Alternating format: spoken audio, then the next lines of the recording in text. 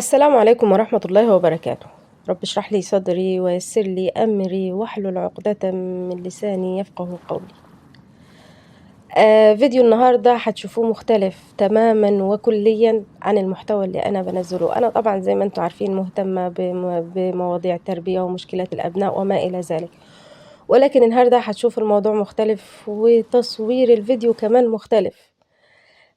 حابة أحكي لكم حاجة جديدة حصلت معايا النهاردة، وموضوع جديد حصل معايا بقى، حابة أحكي لكم تفاصيل اليوم الغريب اللي أنا تعرضت له النهاردة واللي حصل لي النهاردة.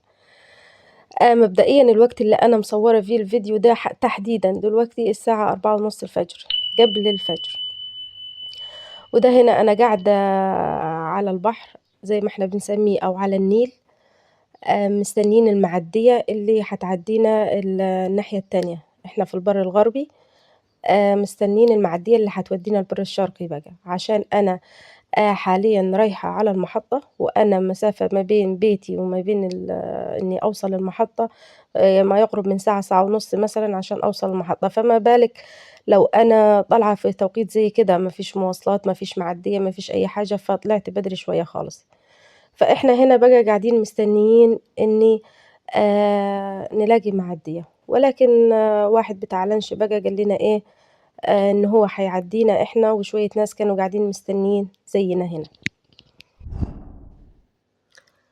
فعديت النيل، يا سلام على المنظر، فظيع بصراحة، برغم إني أنا تعبانة ورايحة لدكتور ومسافرة وسايبة ولادي، وكان الموضوع يعني نفسيا أنا ما كنتش كويسة، ولكن المنظر بتاع الكورنيش بتاع الأقصر في الوقت ده بالذات كان في وقت الفجر بالظبط، يعني يمكن في الوقت ده تحديدا كان الفجر بيأذن، فالوقت فاضي، والكورنيش بتاعنا بقى، الكورنيش بتاعنا لوحدنا، كنت ماشية عليه وحاسة إني أنا إيه، لوحدي.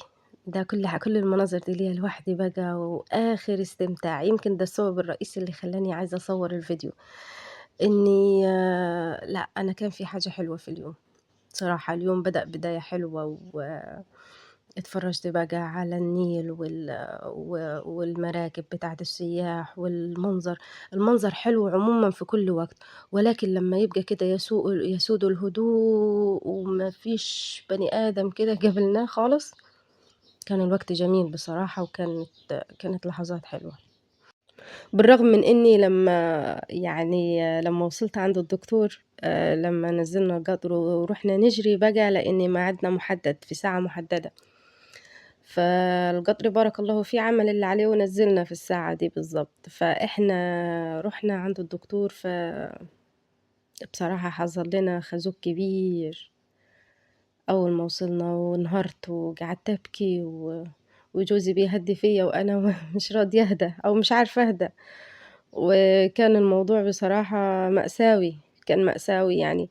مش عارفة هو كان الموضوع يستاهل ولا، يعني مش عارفة.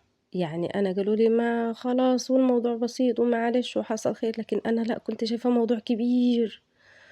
أكيد هحكي لكم عليه، ثواني بس نشوف المنظر ده. شايفين في العادي لما إحنا بنبقى نازلين الأقصر وبتاع مثلا وعايزين نقعد شوية على الكورنيش، التندات دي ما بنلاقيش فيها منفس أساسا، يعني ما بنلاقيش فيها أي مكان نقعد فيه. وطبعا اللي هيتكلم هيقول لنا، يعني إحنا عارفين إن إحنا بنحتفل بالسنة الهجرية كأفراد، ولكن الأقصر كمدينة أو كمحافظة فهي مدينة سياحية، يعني بلدنا بلد سياحي، فلذلك طبعا الاهتمام أكتر بما يروج للسياحة، بما يجذب السياح يعني. فهتلاقوا عندنا إحنا الاحتفالات حلوة، يعني بيحتفلوا بقى بالسنة الجديدة، وبيحتفلوا ب2025، بتبقى في طقوس احتفالات كده، وبتبقى في حاجات زي كده. ولكن أنا مش هبطل أقول لكم، أنا منبهرة بصراحة بمنظر الكورنيش في الوقت ده. يعني الواحد يعني يا ريت بيبقى، لو العمر والأيام تسمح لنا إن الواحد يبقى له حتى لو كل شهر طالعة في وقت زي كده، يا سلام، ده هيبقى كل المشاكل النفسية اتحلت بأمر الله يعني. المهم أنا أصلا رجلي تعباني، هنا قالوا لي إني عندي شوكة عظمية بقى، ودخلت في شوية حوارات وعملت حقن كورتيزون وحاجات كتير وكمية علاجات أخدتها بقى، بوظت لي الجهاز الهضمي كله، اللهم لك الحمد. فقلنا ما بدهاش بقى نروح أسيوط، لأن أسيوط بلد الطب زي ما احنا عارفين. ناس ولاد حلال دلونا على الدكتور ده، هو تخصص قدم وكاحل، فاحنا بنلعب في تخصصك بقى. فرحنا له، راح قال لي إني لأ، الموضوع ما طلعش شوكة عظمية أصلًا، موضوع حقن الكورتيزون اللي أنا أخدته ما كانش ينفع أخده، لإنه مخلّي تأثير العلاج الفيزيائي اللي بيديه لي الدكتور مش التحسن طفيف جدًا أو لا يكاد يُذكر يعني.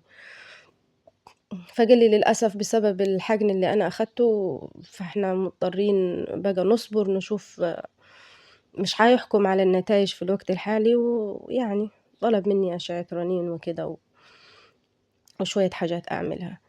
ولكن والله الحمد لله، يعني يمكن اللي جرب ألم القدم أو ألم العظام عموما هيحس بيا أو هيحس باللي أنا بقوله. الوضع فعلا صعب، خصوصا مع اللي مش بيرتاح. يعني أكيد طبعا في أولاد وبيت وشغل وروح وجاي ووقفة طول اليوم، ما فيش راحة، يعني ما فيش راحة. حتى أنا قلت للدكتور حضرتك قلت لي ارتاحي، لا ما فيش راحة، مش هنكدب على بعض، يعني ما فيش راحة.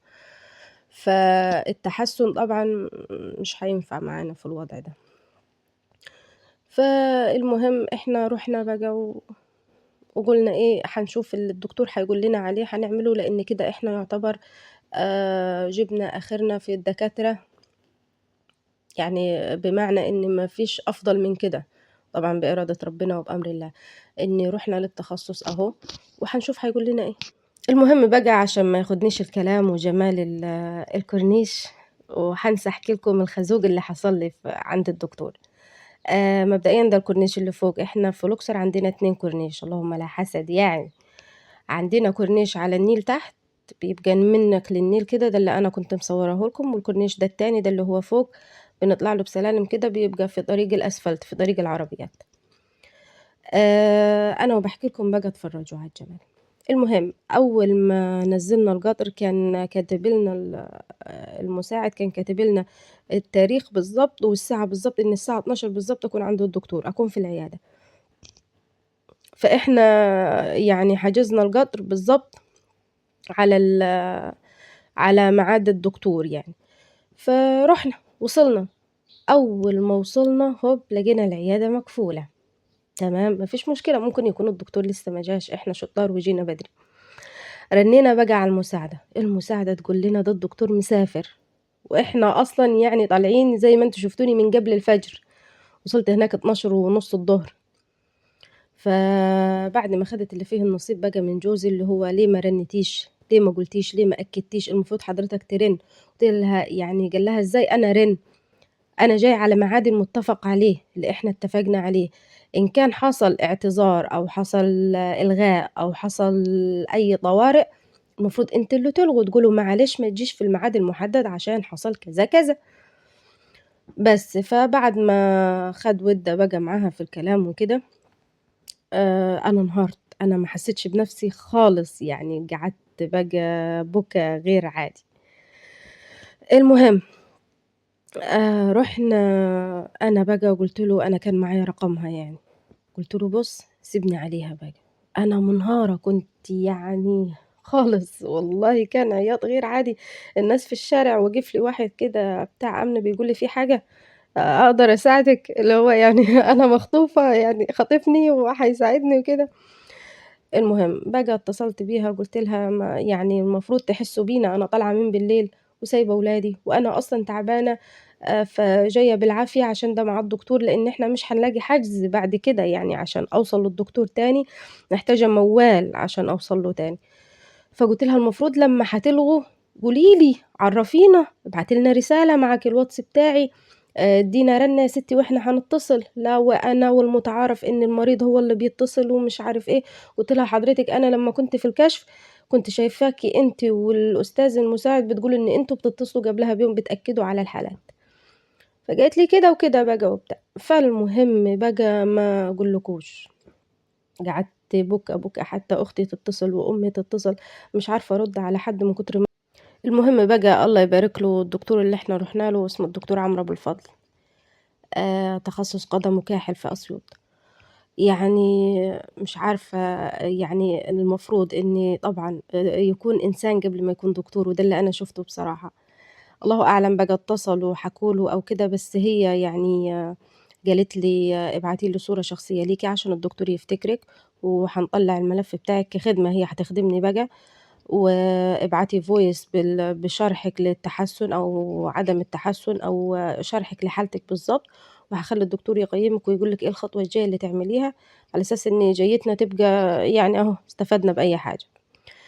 المهم قلنا ماشي ما فيش مشكلة. راحت بعد شوية رنت تاني قالت هو الدكتور بيقول إن هي طالما جات خلاص أسيوط، أنا هشوف أي مستشفى خاص قريب منها، هنروح. بصوا ده أبو الحجاج، الحمد لله على ما وصلنا لحقنا دخلنا صلينا الفجر أنا وجوزي في أبو الحجاج، يعني في جامع أبو الحجاج في الأقصر. المهم راح بعد شوية قالت لأ، الدكتور قال طالما هي عند العيادة أنا هاجي لها العيادة. والله الدكتور فتح العيادة مخصوص عشان يكشف عليا، وعشان عشان ما اروحش زعلانة يعني. فالحمد لله الحمد لله والله، يعني كلمة شكر مش هتكفي الدكتور، إني يعني الحمد لله بعد كمية الانهيار والزعل والحزن اللي أنا حزنته والبكا اللي أنا بكيته، الحمد لله ربنا يبارك له يا رب. آه إن شاء الله، وربنا يجعله سبب ويجعل على إيده الشفاء يا رب بإذن الله. أنا صدعتكم النهاردة طبعا، ولكن هعمل إيه، تعبانة وعايزة أحكي بصراحة وعايزة أفضفض، وصورت فيديوهات جميلة زي ما انتوا شايفين. ده حمام أبو الحجاج بقى أهو، جميل.